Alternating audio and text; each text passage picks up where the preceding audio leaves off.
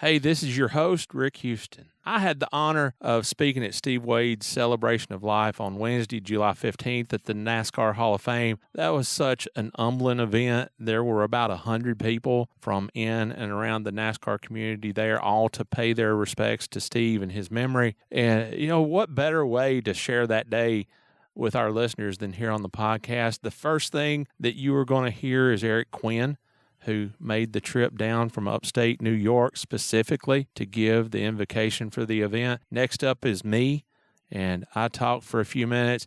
And then my son Adam, who sings Have You Ever Seen the Rain by Creedence Clearwater Revival. Jeff Hammond says a few words before a fireside chat featuring former scene and illustrated staffers Ben White, Jeff Owens, Mark Ashenfelter, Deb Williams, and Jim Fluharty. And everything went off without a hitch. And I do very sincerely, from the bottom of my heart, I'd like to very personally thank Mike Helton, who got the ball rolling by opening the door to the folks at the NASCAR Hall of Fame to make this event happen. Of course, Winston Kelly, but most importantly, the woman behind it all who really made everything happen, Wendy Belk. I worked with Wendy way back during our days in the Busch Series, and here we were again all these years later reconnecting due to this event, and Wendy was a godsend. She is an absolute pro at what she does, and it would not have gone nearly as well without her as what it did. So Wendy, thank you especially for everything that you did for this. So Steve, boss man, this one was for you. We love you.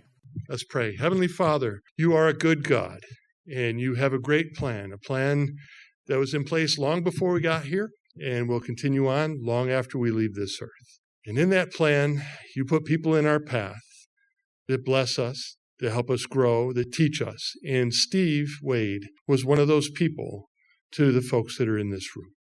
We thank you that you put him in our path, that he could share with us his talents and abilities that you gave him. We are grateful that tonight there's a group of friends here, family, that can celebrate. We ask, God, that you would be a part of this, that you would help us to remember well, that you would help us to bless Margaret and the family through what we do and what we say. Let this be a wonderful time of remembrance, and God, let us glorify you in all of this. And we pray this in Jesus' name. Amen. My name is Rick Houston, and I had the pleasure of working with Steve at Winston Cup Scene all those years ago. And for the past 8 years, we have been working together very closely on the Scene Vault podcast. For those of you who are younger in the crowd, this is what's called a newspaper. Once upon a time, in a land far, far away and getting farther by the day, a newspaper was the best and easiest way to inform the masses about the news of the day. This is a newspaper called Winston Cup Scene. It began as Grand National Scene and finally became NASCAR Scene towards the end of its run. And once upon a time, it was the way for people in and around the world of NASCAR to get their news. Now, the second that I was introduced to this paper, I decided then and there that I was going to one day write for that paper. And it became an all-consuming passion of mine, if not flat-out obsession. It's the summer of 1990, and I have come up with what I know is going to be a foolproof way of accomplishing my goal. And step number one in my master plan is to meet Steve Waid. I cold called Steve Waid, told him I was going to be in the neighborhood, and asked if I could drop by the scene office to say hello. He said, "Sure, come on by. I'd be glad to see you." Well, this was my thought process. I was living in Nashville, Tennessee at the time where I'm from, and I knew that when Steve found out that I had driven 450 miles just to meet him, that he was going to be so impressed, he was going to hire me on the spot. I could already see the view from the Daytona 500 press box. This is going to be awesome. So here I go. I make the trip from Nashville to Concord. This was still in the old Griggs office. I marched myself into the reception area and told them that I was there for a meeting with Steve Waid. And let me tell you about this big, important meeting. He came out. He shook my hand. We made some small talk. And it was not the kind of small talk that in any way, shape, form, or fashion would invite a continuance of the conversation. And that was it. I never made it past the reception area. And I was in and out in less than 10 minutes. He didn't actually say, don't call us, we'll call you. He didn't need to. Because from that conversation, that message came through loud and clear. And as Steve's time grew short in the hospital, I couldn't help but smile.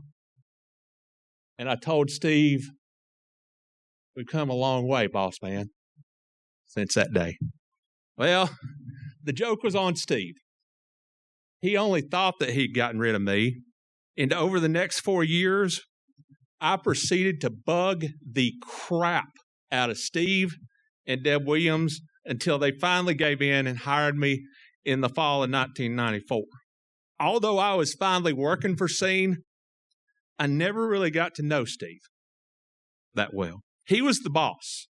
He was the guy hanging out with Dale Earnhardt and Richard Petty and Darrell Waltrip. He knew everybody. He was on a first-name basis with everybody. And there I was in the Busch Series writing about Buckshot Jones. It is not hard to diagram that power structure. There was Steve, and there was Deb, and there was Jeff, and there was Kenny, and there was Ash, and there was Ree, and there was Tom, there was the receptionist, there was the floor sweeper, and somewhere down around here, there was Rick Houston, the Busch Series editor. I didn't care. I might have been the low person on the ladder, but I was on the ladder, and that's all I cared about. Here is my best story about Steve Waid from our time together at Scene. A group of us got together while we were out in California, and we went to an Angels game. And I know that there are at least a couple of you here today who were at that game. And if your account of this differs in any way from mine, sit there and shut up. This is my story. When we got there, our seats were in the last section down the first base line that had anybody in them. And I'm talking about to our right, there were thousands upon thousands upon thousands of empty seats. And I saw this, and I immediately announced to the group, tonight is the night I'm going to get a foul ball. Now, I'd grown up worshiping baseball players, and I had never sniffed a foul ball. Well, with all these seats to my right, it was on. Let's just say that I was the designated driver that night, and the later in the game it got, the more Steve was on me. Somebody hit a little dribbler up the third base line, and Steve was like, fetch, boy, fetch. Somebody hit a home run. What are you doing? You could have had that one. There were balls hit into the upper decks above us, evidently where Dan was sitting. I was in the lower seats, and every time hoping it might ricochet, I stood up and I turned around in hopes. All right, now this is where it gets good. Then comes the seventh inning, baby. Carlos Delgado of the Blue Jays hit a foul ball our way. And as soon as it left his bat, it was like I was a tractor trailer and Henry Benfield was behind the wheel. Hammers down, I'm locked in, and I am moving. The ball landed a couple of sections down from where we were sitting, and when I got to the general vicinity, I may or may not have dove for the ball. But I did come up with it. And when I got back to my seat, this is an important distinction. When I got back to the seat, the whole group that I was with was laughing at me. They weren't laughing with me. They were laughing at me. And I didn't care. Called home to tell my wife the big news. And at 1 o'clock in the morning here in North Carolina, she wasn't nearly as excited about my extraordinary triumph of near superhuman effort. But then Steve goes, give me the phone. Jeannie, I just saw the damnedest thing I've ever seen in my life. Sasquatch here ran after that ball, and he completely obliterated 3 kids after it. Now, every time that story got told over the years, the number of kids that I took out grew exponentially. The last time we talked about it on the podcast, Steve claimed that I had taken out 3 entire kindergarten classes and their chaperones. Now, all I can say in my defense is this. My son, Adam, who you're going to meet here in a minute when he sings, my son, Adam, was a bat boy for the Winston-Salem Dash for several summers, and I don't know what came over me, but I had a foul ball basically land at my feet, and I gave it to a kid. But my first major league foul ball, now, kid, shake it off. You'll be all right.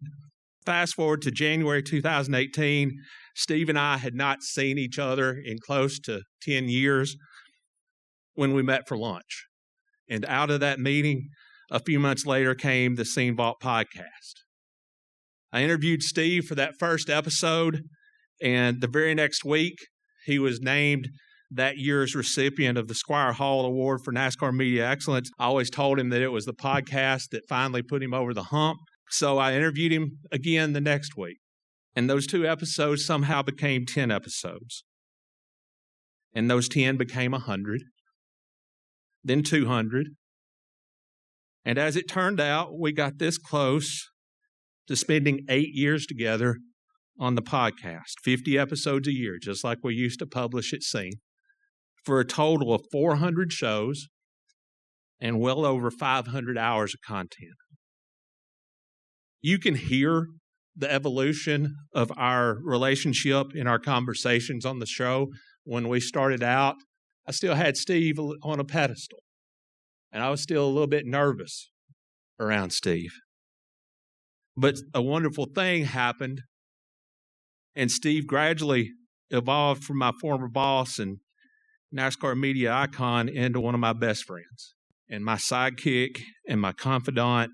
We scheduled an interview with Dale Inman there in Level Cross. I got there early to set up all the mics and the soundboard. Everything's ready to go. I'm sitting there, Dale's sitting there, and Steve hasn't shown up yet. We wait a few minutes, and the door to the conference room opens up. I will never forget this sight. Door of the conference room opens up, and there's Steve being escorted in to the room by Richard Petty. And they're laughing and talking like long-lost friends. How big a deal do you have to be shown around like a king by the king?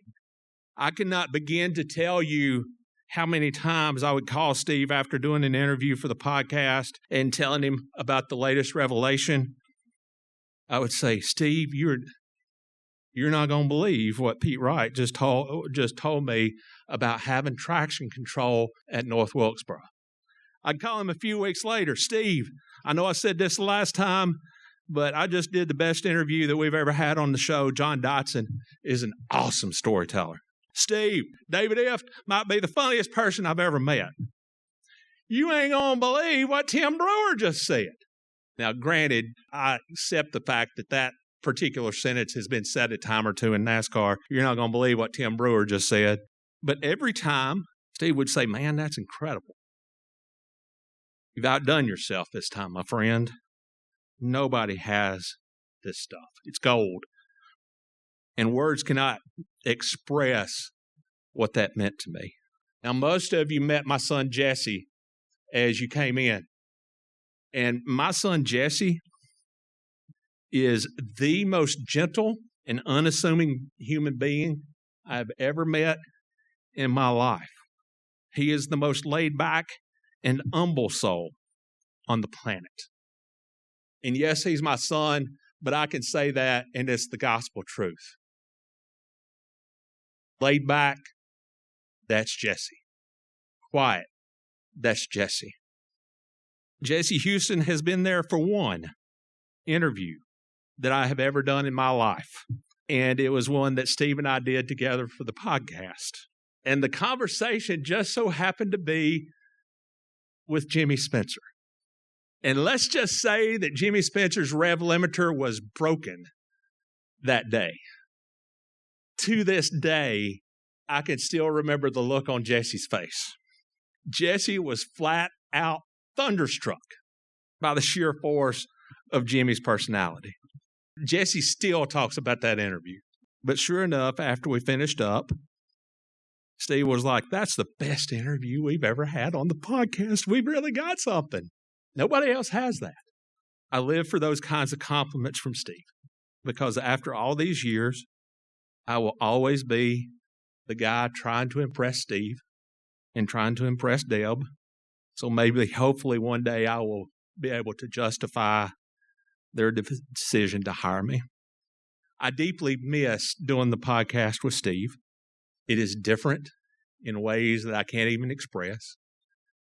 I miss him personally, but I have been intentionally going back into our archive of past shows and listening to old episodes.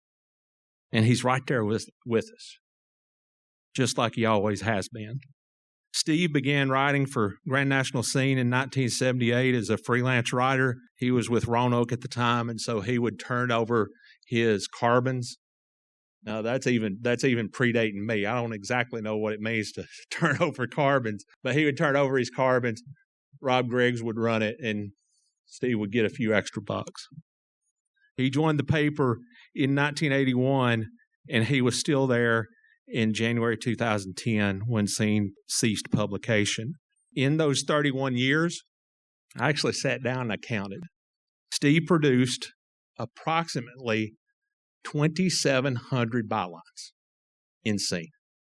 That's not including the bylines that he hadn't illustrated. That's not included the bylines that he had in race programs. That's not including the things that he wrote for the NMPA.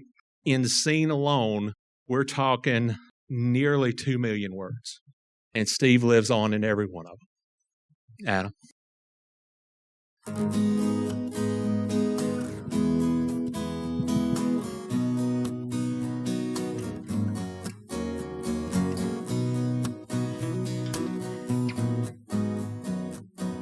Someone told me long ago, there's a calm before the storm. I know it's been coming for some time.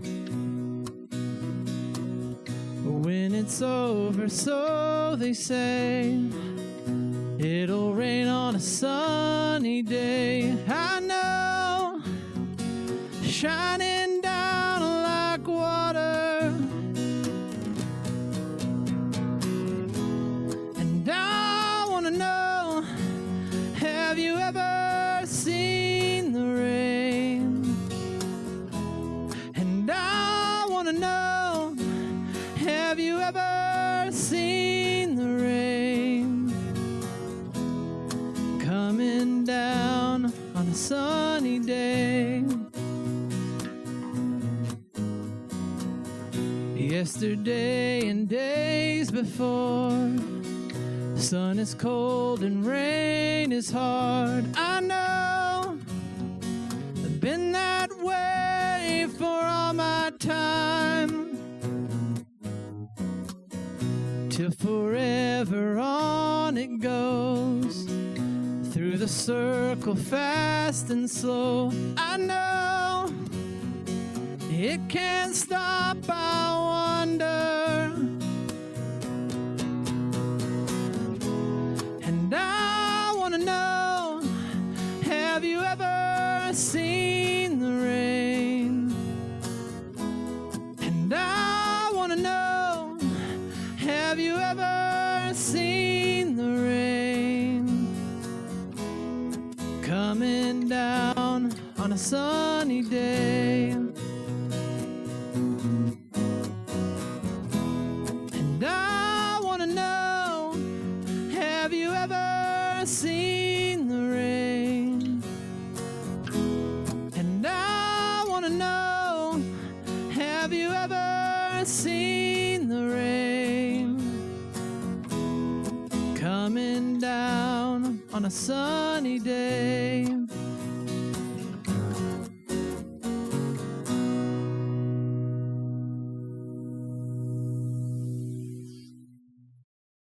Jeff Hammond, you were going to come up and speak for just a second. For just a second. Jeff Hammond, you've never spoke for 35 seconds in your life. Good afternoon, everybody. it sure is good to see the folks that are here today. Rick and I have been talking, and he says, "You need to say something." I said, "No, I really don't. But I want to, because I want to say thank you to those of you who worked. Thank you for giving us something to look forward to every week. You made a lot of us in this room, and you told us what was going on. Steve, Deb, Rick, I mean, you guys, you had passion for what you did, and that passion was equaled by how much we loved the sport. I mean, we would put out, the long hours and do whatever needed to be done to give you something to write about, and you didn't let us down. And it was fun to look forward to get this magazine and this paper to see what we had missed along the way. I mean, you think about it. Paul Andrews, think about it. Sometimes you're working too hard to even take time to look at this paper, but when you did, you grabbed it and you want to know what else was going on. Right, Larry Mack?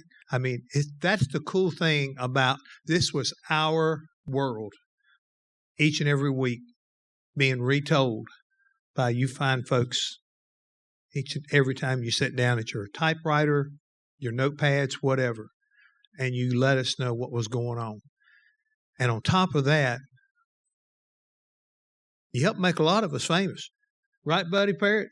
I mean, the fans, they came to know who we were because of what y'all did. And it's sad to think how much our sport has changed. But as I told Deb and Rick when I got here, there are not a lot of people here, but it's the right people because we still care about one another. And we're supporting the people who made our sport, made our lives, made our careers what it is today. I ran over, so sue me. I can't help but say this. The first race that I ever watched, flag to flag, was the 1989 Daytona 500. If you had told me that day, and that was also the first day that I'd ever picked up an issue of Grand National Scene, if you had told me that day that I would one day share a podium with Jeff Hammond, the crew chief, on the winning car that day, I would not have believed you. But here we are. So, Jeff, thank you. Now y'all need to pray for us on this one. I'm not quite sure how this one's going to turn out, but we're going to do a roundtable of former scene employees and illustrated employees. So, guys, if you guys will come on up, take a chair, grab a mic. All right. So starting nearest to me is Ben White. I think you started at Scene in 91, somewhere in there, that era. And you then went to Illustrated 94. All right. I love messing with Ben. Everybody in the world loves messing with Ben. I would tell Ben when he was at Illustrated, it must be tough having that once a month deadline. And we had it Scene a once a week deadline, and now there is no such thing as a deadline because the news cycle is 24/7, 24 hours a day. Just like on the wire service. Next to him is Jeff Owens. He was at one time the executive editor at Scene, and I worked with him. Next to him is Mark Ashenfelter. On the other side of Ash is Deb Williams, who is responsible for me being here today. Without her and without Steve, I would not be standing here at all, period. So blame her. And on the other side of Deb, I don't know what came over me, but I got a photographer up here. So I don't know what I was thinking, but Jim Fluharty, who is absolutely an artist with a camera. So, guys, I don't even know where to begin. I don't have any set scripted questions. All I can say or ask is this question. What's your best Steve Waid story that you can share in public? Now, that's an important distinction. All right? We all got never mind. All right? What's the best story that you can share of Steve that you can tell in public? And I know you're not going to top my foul ball story, so don't even try. Okay. You're all right. I'll start. Okay. All right. So I met Steve, I guess, in 1988. And I was writing for the Lexington Dispatch newspaper then, and we met in '88, and I was dating my wife, who her then was Eva Weinkauf, and we've been married 36 years. So we go to Martinsville. I guess we'd been started dating in August of '88, so this is the first Martinsville race of '89. So, and now keep in mind, I knew Steve during the '80s, but so we get to Martinsville, and he's sitting on a golf cart, and Eva walks up. I said, "Hi, Steve. This is my girlfriend, Eva Weinkauf." "Hello, Eva. It's so great to meet you. How are you doing?" "I'm just so glad to meet you." And so we have a nice little conversation going. I said, "I need to talk to you about something," and she said, "What's that?" I said, "Well, now, I'd really like to hire Ben to come to work for NASCAR Scene, NASCAR Illustrated, but there's some things we need to talk about." I said, well, she said, "What's that?" "Well, there's some morals charges we need to talk about."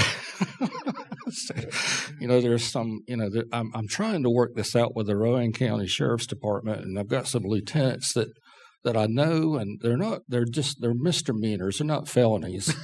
We had only been dating a few months, but and her eyes are probably as big as the Speedway at this point. We had only been dating a few months, and she's looking at me, and she's looking at Steve, and he's about to roll off of this golf cart. He thinks this is the funniest thing, and I'm going, "Steve Waid, what are you doing?" Because I think these months that we've been dating out the window. And so she's finally realizing what he's doing. But the funny part was Steve, being Steve, thought it was so hilarious. And, I'm just kidding. I'm just kidding. I promise I'm just kidding. He's fine. He's a great guy. But for just a few seconds, he just had her convinced that I was the worst guy in the whole wide world. So that was typical Steve. And then another quick story about Steve, he would, and Jim would, I keep thinking about Jim on this one. We'd be standing on pit road, and had these, like Jeff and Buddy and Paul, you crew chiefs, you get so intense about 15 or 20 minutes before the race, right? And so you're just so focused. So we're standing on pit road, and we go through this thing with the headset radios, and he's up in the press box, Steve is. So he starts saying to the photographers and to Deb and myself, and says, "Okay, Deb, are you on the radio?" "Yes." "Jeff, are you on the radio?" "Yes." Talking to Jim, "Are you on the radio?" "Yes." And so we go through these things for all the photographers. Well, he gets to me, and he says, "Ben, are you on the radio?" I say, "Yes." "Ben, are you on the radio?" "Yes, I can hear you." "Ben, are you on the radio? If you can hear me, jump up and down." And I'm like, and I fall for this every time. And Jim looks at me and says, "Why do you do that? Why do you fall for this every time?" I said, "I don't know." I was so intent, thinking about the races coming and all that stuff. But, and then there was other times when we get to the Darlington press box, which was then in turn one. And he said, "Come down here with me." So this is pre-race. And this is when the drivers are in the convertibles, and they're coming by. This is like 20, 30 minutes before the race starts. And so, "Stand here with me." Okay, so we're standing there, and he decides to do the wave and to see if he can get the attention of the drivers. And so Ernie Irvin comes by, and Ernie does the wave. And then the next driver comes by, Jeff Bodine, and he does the wave. And then another driver comes by, and we start doing the wave this way, and then they'll do it because they can see us from up there, and we can see them from down there. And Earnhardt comes along, and pardon me, but he goes like that. I said, "Steve," and Earnhardt's like, "What? What did you do that for?" Just stupid stuff like that. It doesn't really add up to anything, but just memories of just being Steve. And I think the thing that he wanted from us, because like Jeff Hammond said, is like you're there from 7 a.m. to midnight, right? So the idea was, let's have fun. Let's do this from a fun perspective. And so that's what Steve wanted. But on a serious note, Eva and I will celebrate our 36th wedding anniversary in October, and she went through a very, very scary stage 4 colon cancer problem in 2000. And everyone told me at the time that this is not good and we're not going to get through this. Through my faith and through a lot of prayer, she did get through it, and she's doing great now. But Steve was very, very worried, as all of these people right here beside me were very worried about the situation. And Ray Shaw, Kirk Shaw, Whitney Shaw all told me at the time that don't worry about a paycheck. You'll never miss one. Be with her. But that was the other side of Steve. He was very caring, very loving. And others that are in the audience, Tom Stinson and Mike Frasina and others, were very kind in the way that I was treated during that time. And so that was the other side of Steve. But Steve, the 99.8% of the time, he was the loving, kind, fun-loving, anything we could do to make the day go better, because we're here, all right, we're going to be here from 7 in the morning to midnight, so let's have fun. Let's find the good, funny things that we can do. There's countless stories like that I just remember that come to mind, of just like doing the wave in the press box. And you'd be amazed at what the drivers can see. And you look in the other direction. You think, well, they can't see us up here. Yeah, they can. Come on, let's go down. I mean, there's a million stories like that. So that's what I have to offer, unless I can think of something else sitting here. So go ahead. Oh, yes. Yeah, we were able to dismiss them all, and no. But the look on Eva's face was like, I'm looking for an exit, and I don't want to ever see you again, and you're in trouble. And I was telling you, Steve got so tickled about that, and that's the kind of stuff he would do it with such a straight face, and then no, I'm kidding, it's okay, I'm kidding. You know how Steve was. He would just. Like, Eva was like looking for the door. It's like, I don't want to see you again. I won't see you again. I'm leaving. But thankfully, she stayed with me for 36 years. But anyway. Jeff? Yeah, when I think about Steve, I think the biggest thing that I think about is what a great storyteller he was. When I first came into the sport in the early 90s, I was new and I really didn't know a lot. I'd covered a few races down at Darlington and got to know Jim Hunter and Russell Branham, and they sort of encouraged me to apply for this job in North Carolina at a newspaper and go cover the sport full time. And I did it, but I was nervous, didn't know what I was doing, and had a lot to learn. And like most reporters and writers that came into the sport, one of the first things you always did is you picked up Winston Cup scene, and you could learn a lot through that. And also learned real quickly that there were two people that I needed to get to know, and that was Steve and Tom Higgins. And they were always together. They would come into the press box all the time on Sunday morning with the same tone and the same words. Howdy, boys. They'd say that early on, all rise and all this stuff. They had a lot of fun, but early on, I got to know Steve a little bit, and we chatted, and I learned a little bit. And then I started going out to dinner with him a little bit, him and Tom.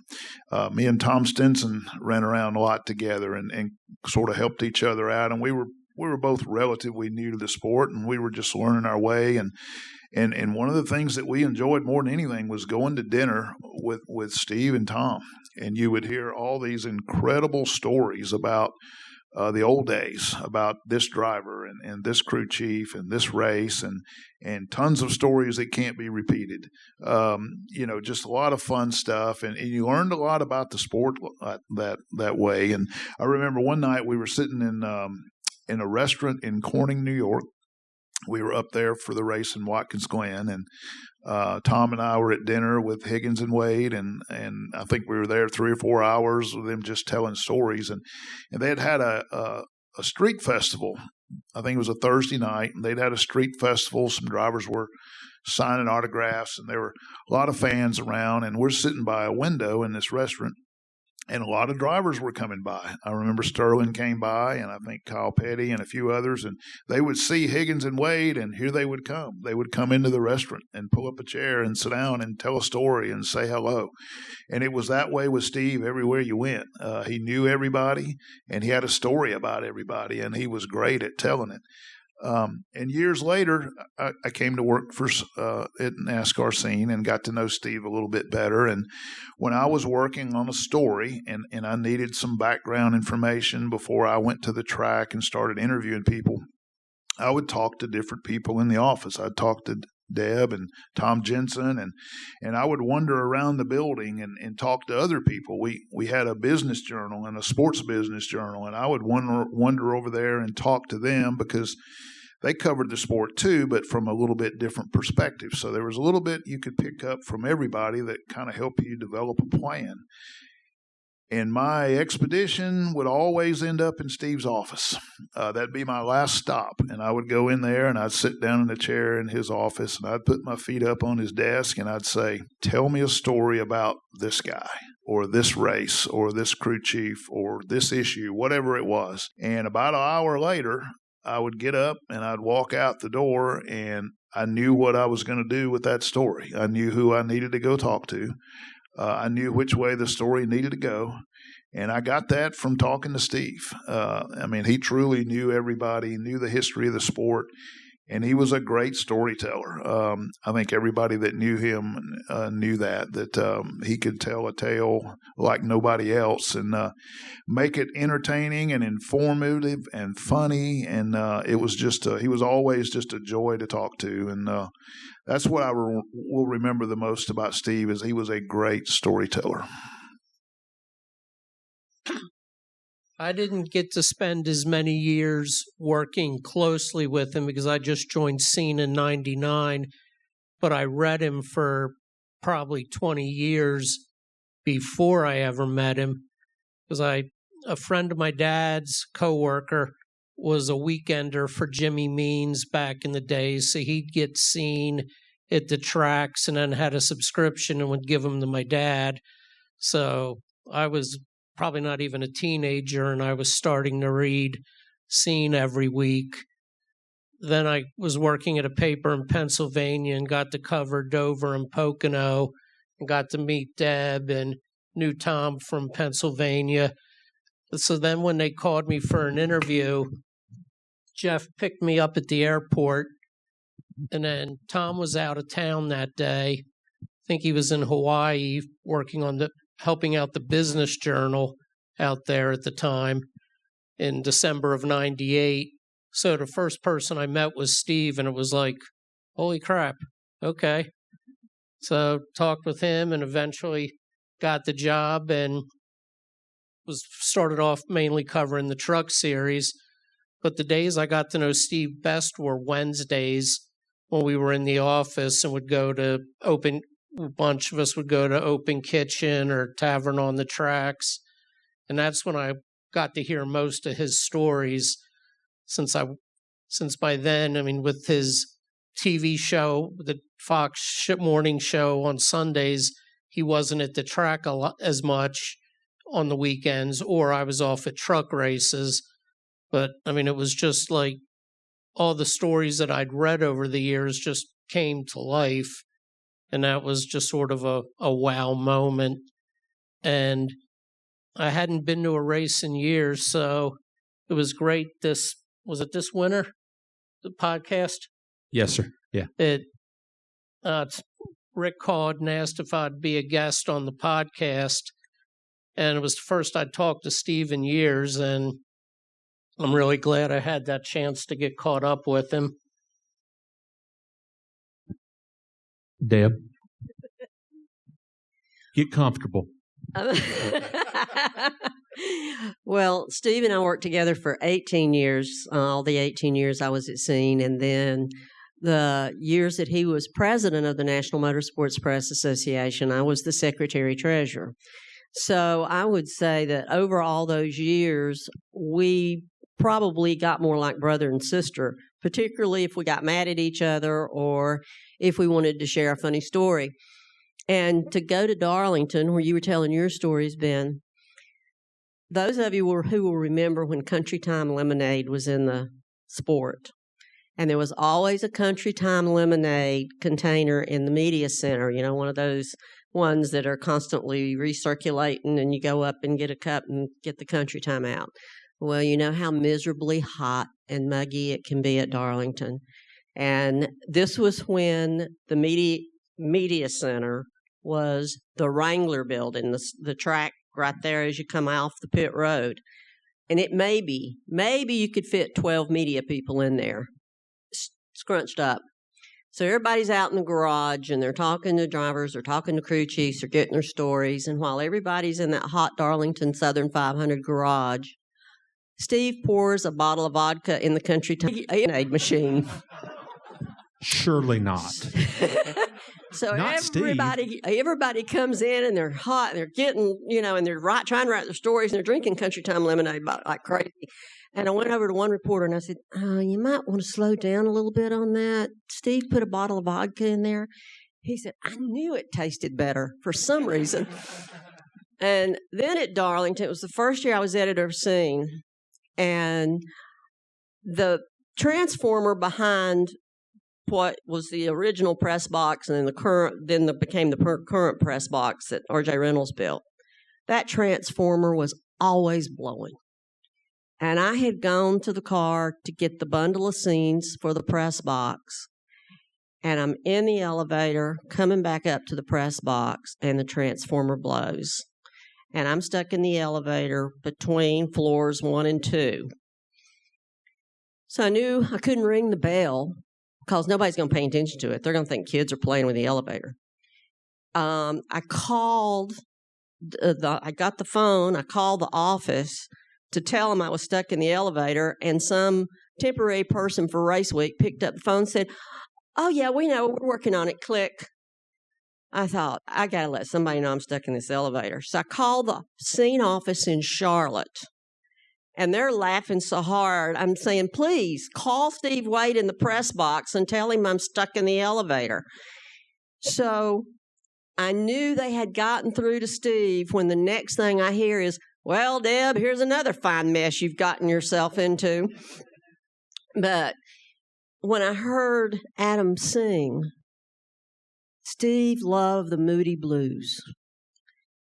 And well, there was one time they were in Greensboro, so he gathered everybody in the Scene office, and we went to Greensboro to hear the Moody Blues.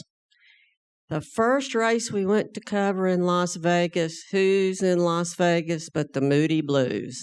He got tickets for everybody, and the Scene staff that was out there for the Las Vegas race all went to see the Moody Blues in Vegas.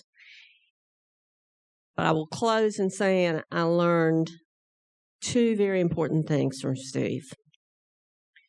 And those who have worked with me know that I can speak very sharp and very curt. Really? And I don't mean to hurt anybody's feelings, but I know I have, and I apologize.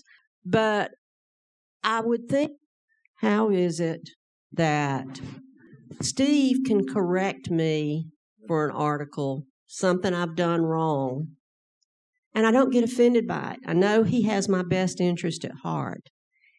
And I realized it was because he would always compliment something I had done before he told me what I had done wrong. And as a result, that opened me up to being more receptive to the constructive criticism that I was receiving, because he had told me what I was doing right first before he told me what I was doing wrong. And the other thing was, with me being the secretary-treasurer of the NMPA for 14 years and the time that Steve was president, you know, it was real easy for us to work together, because he'd just come out of his office and come into mine and say, what's the treasury look like? Do we have the money to do this? Do we have the money to do that? And he wanted to make sure that the NMPA awards had very distinctive trophies, because when somebody walked into somebody's trophy room, he wanted that person to look at that trophy case and know, oh, yeah, that's the NMPA award right there. whether it was the Richard Petty Driver of the Year Award, the Myers Brothers Award, and all the awards that the NMPA gives. But in working with him that way and seeing how he did things helped me tremendously when I had the honor of serving as the NMPA president.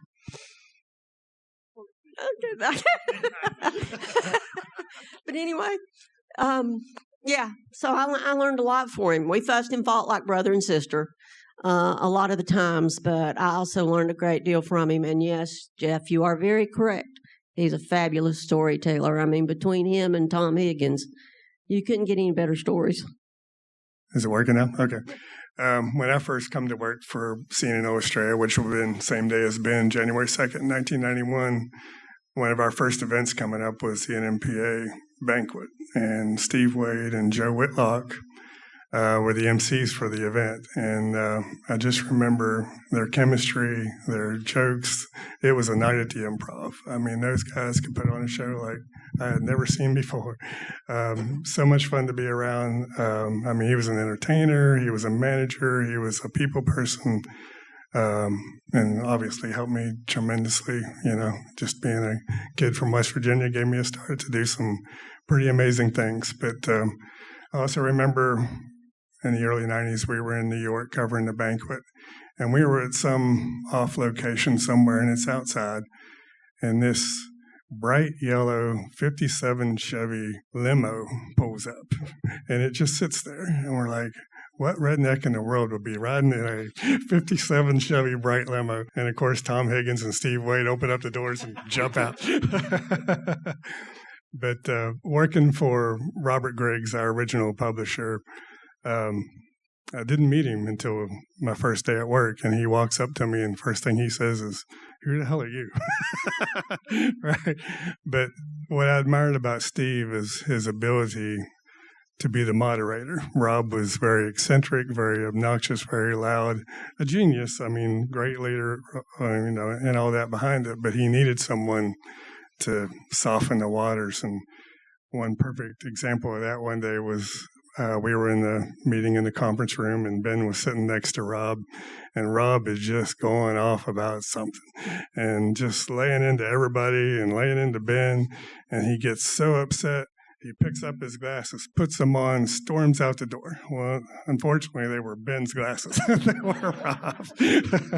I think Ben got fired 3 times that day for no apparent reason.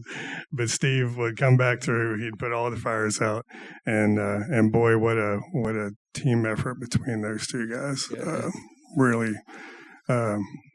an awesome experience, and very thankful for everything that he's led my life to be.